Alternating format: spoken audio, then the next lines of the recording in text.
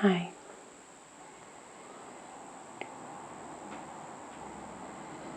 Just relaxing wherever you are.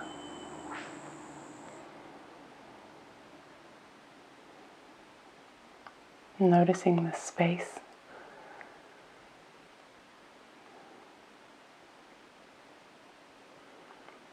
Seeing what is present in this moment.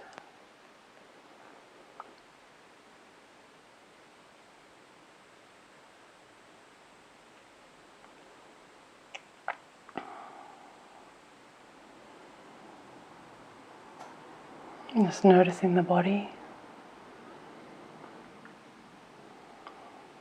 the images that arise.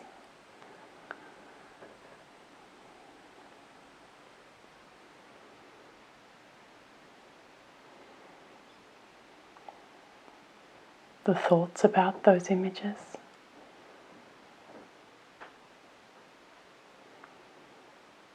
And the feelings about those thoughts.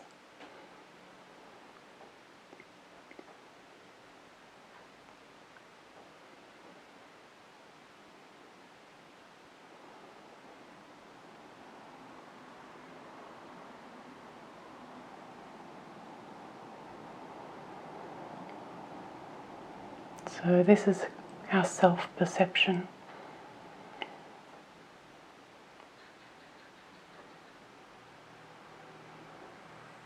It's like images, thoughts and feelings that are often arising like a mirror to say, this is who you are.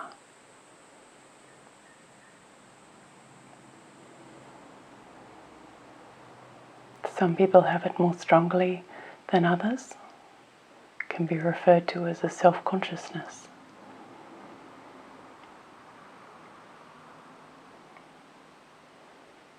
And the content of that, if it's the emotions are very at ease, and the thoughts are very supportive of that image, or the content can be quite critical. There can be anxiety about the self-image, like a constant monitoring or correcting.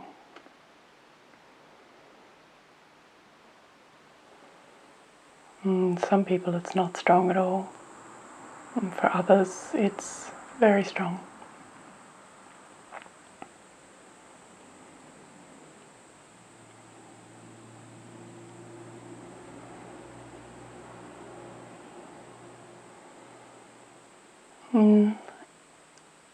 This practice of self-inquiry can be done whether you have a critical,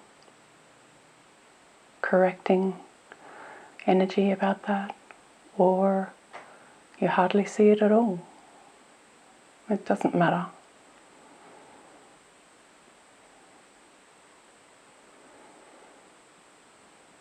They're just the cards that you've been dealt. Like genes that you were given that determine how tall you are or what color hair you have. These things just arise. And they're the environment of the self-consciousness, the relationship with the personal self.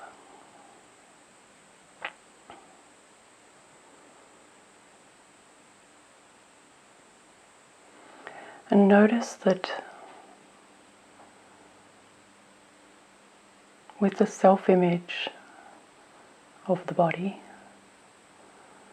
like a mirror's image, or the awareness of thoughts about that self-image, or the awareness of the feelings. There is a subtler impression of a being that is not those things, a being that somehow is looking at those things or is a sufferer of those things, a victim of those things perhaps.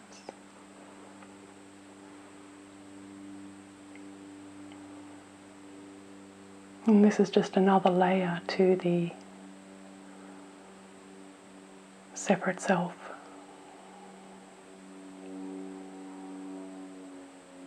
It's like a foundation, if you like, of the I.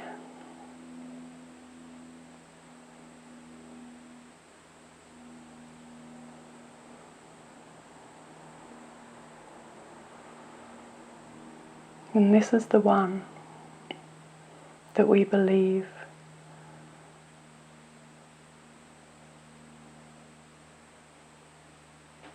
is a permanent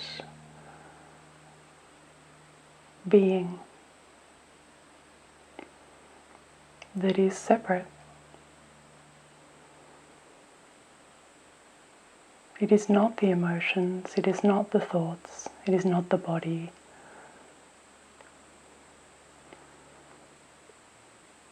But it is believed to exist in some other way, some permanent way.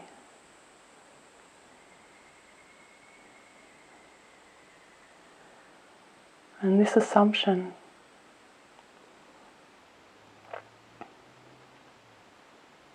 that this truly exists beyond just an impression, beyond just a thought, that assumption is the cause of all suffering.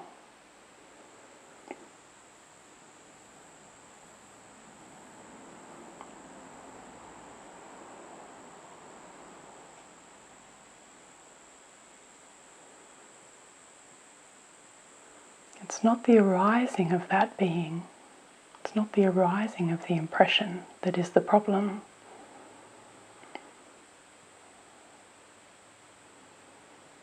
It is the uninvestigated belief that that being exists in some other way other than just an assumption, just a thought.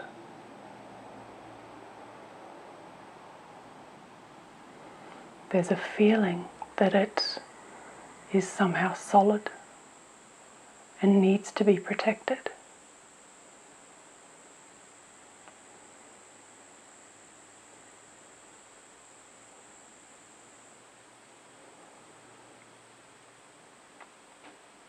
An awakening happens, or nirvana, if you like, freedom from suffering happens when it is clearly seen that that is no different.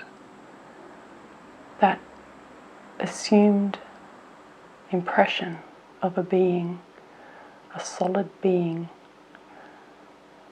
when that is seen to be no different than a fleeting thought,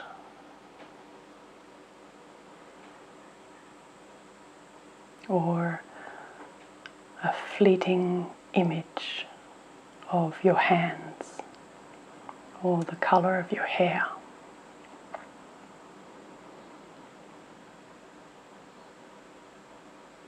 It is equal.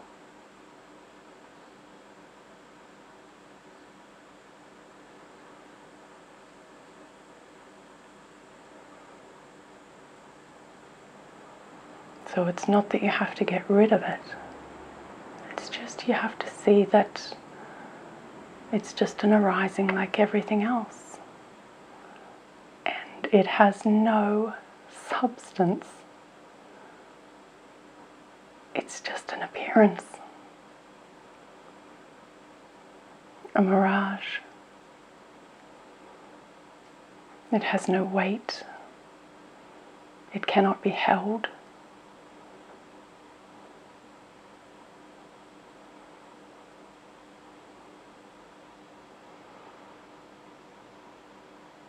Sometimes with self-inquiry we can feel that we have to have a really strong view of this thing. We have to have this awakening experience where that thing is held in front of something and held to be seen, and then it pops.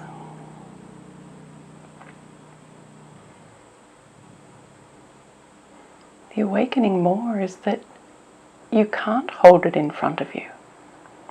You cannot see it.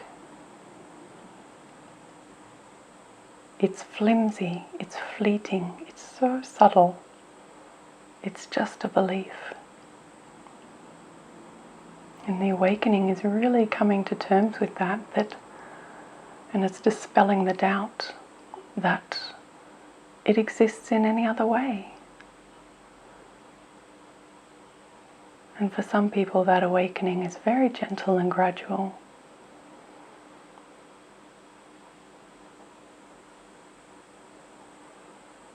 But that is valid. That gentle, gradual awakening is all there has to be.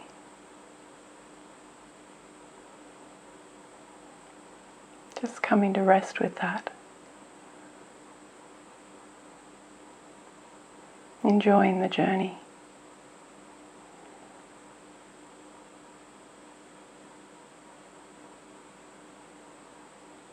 And just fleeting images.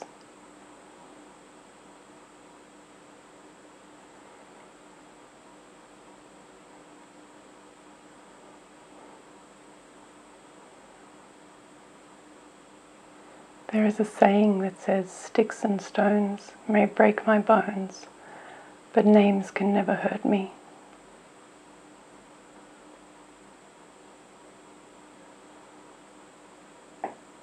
You can take that apart and see sticks and stones are just names, are just labels, just impressions. Just equal to names. And this me that supposedly could be hurt, this body that supposedly can be hurt by sticks and stones, that is an impression as well. Wounds happen. Sickness happens. Old age, disease. But they are made of the same stuff that thoughts and emotions are made of. Impressions of body parts, moments in time, stories, sensations, events. All of these are fleeting impressions that make up the suffering body.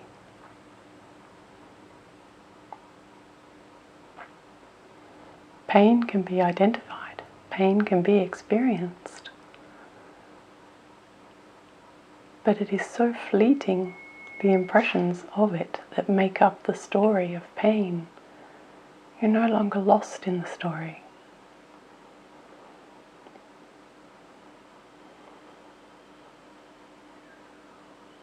It's just a kaleidoscope.